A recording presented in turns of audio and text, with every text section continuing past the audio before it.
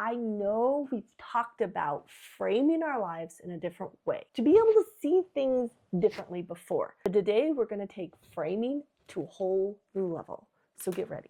Hold on. Today we're going to talk about how framing our life different can make the hard things in our life, the things that are causing us pain and remorse and regret, into good things. If you don't have any of those pain, remorse, regret, this video is not for you. This is only for people with pain.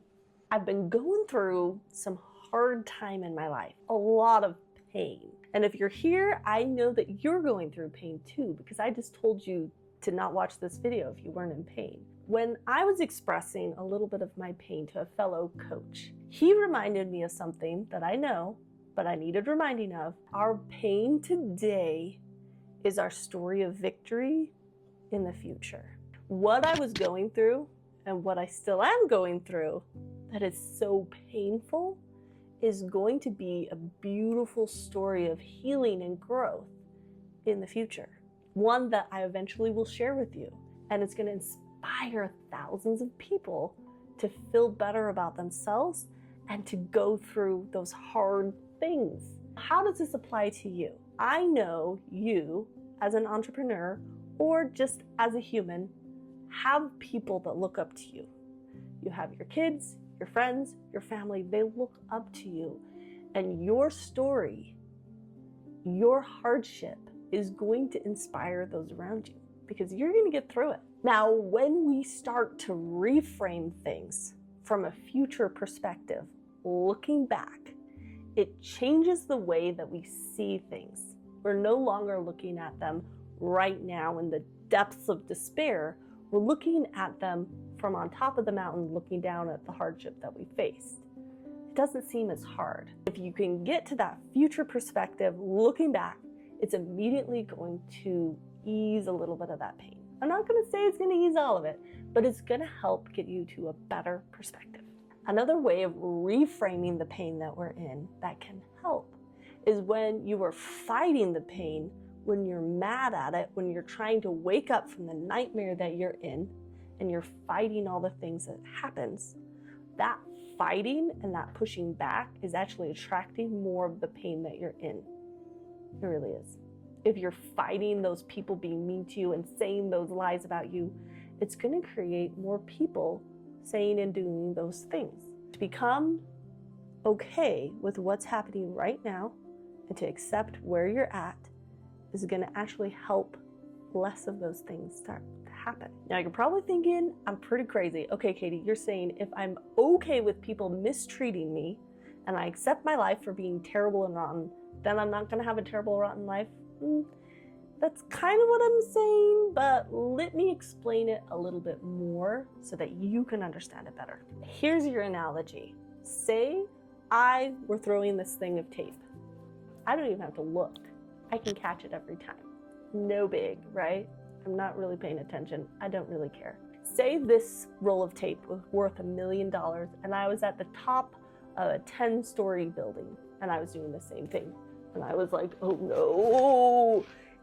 Would I have the same control over what I was doing? Or would I be freaking out and worried about the result? If we are okay with our lives, we're chill, we're just doing the thing, doesn't really matter, probably going to be pretty relaxed. We're not going to be fighting it. We're going to have good things happen. When you're in a state of being, like if you're on top of the building and you're going to lose something that's worth millions of dollars, you're in a state of fear and panic and you're holding on and you're fighting against. When you fight against the things that are happening in your life, it's the same kind of story.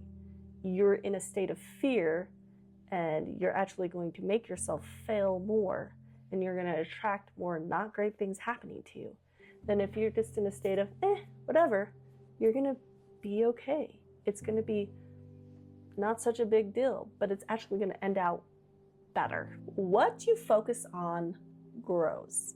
If you're focused on the bad things in your life, the things you really hate that you want to change and you're mad about them and you have all those emotions about them, especially if they're big emotions and you really believe them, you're going to create more of that. It's going to grow. It's like planting a seed of failure and watering it and nurturing it every single day. It's going to continue to grow. It just is. I've done it before. I'll tell you, you don't need to do it, but it works. But on the other hand, if you want your life to get better, you need to start focusing on what is good about that situation, how you are learning, how you are growing, how you are becoming a better person because of this difficulty and this struggle. If you focus on that, and if you give it emotion, not emotion of fear and regret and being mad, but good emotions, being grateful for this, being grateful that you're able to learn, being happy that all these amazing people have been in your life that have helped you. Maybe you just watched one video that helped strengthen you. Whatever it is, those good things, even if they're super, super small, they can continue to grow as long as you give them your focus and your attention and you water that seed so it continues to grow happiness. Now, why I like to reframe things from the future is because I don't even know who my future person is. The future me is going to be amazing and successful and help so many people. She's going to be amazing. I can barely wait to meet her. And when I am focused on her and the future, I can move forward. I can know that this struggle is going to be super good for her because it's going to be a great story she's going to tell lots of people about. And it's going to be really beneficial to you guys too. But when I'm focused on fear and anger and resentment of what I'm doing, I'm focused on the past. I'm focused on things that have already happened, who I used to be, things that used to happen to me. And if you stay in the past, you will create the past over and over and over again. And you will never get to the future you that could be there. I know this is more easily said than done, but I encourage you, take these hard things that are in your life right now and start to look at them through the lens of your future self and start to make a story. Imagine what the end of that story is going to be, how you are going to triumph over these hard things and make a beautiful story of success and victory and triumph for you to share with your people later on. Now, if you can be emotionally engaged with that story and feel how good it's going to be in the future. Now, the harder the story, the more pain and misery, the more interesting it is going to be, and the more inspiring it will be to your people. So even if it is so difficult and hard, know that it's going to be able to help you in the future. It's going to help your people. It's going to inspire them.